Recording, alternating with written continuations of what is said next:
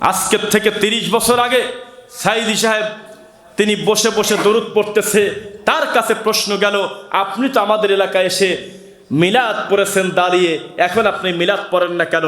বলে যে আমি আগে জানতাম না, পরবর্তীতে সুন্নাহটা জানার পরে আমি আর মিলাদ পড়ি না। দেলোয়ার হোসেন সাইদি এখনো জলজল করতেছে তার বক্তব্য ইউটিউবে। তিনি বলেছে আল্লাহ হলে উপরে, আল্লাহকে কলবে রাখা, সব জায়গায় বিরাজমান, এটা হিন্দুয়ানি আকীদা। অথচ তল্লাশি করেন সব মসজিদের ইমামকে, প্রত্যেকটা মসজিদের বেদাতি মসজিদের ইমাম তারা বলে আল্লাহ নাই কোন জায়গা।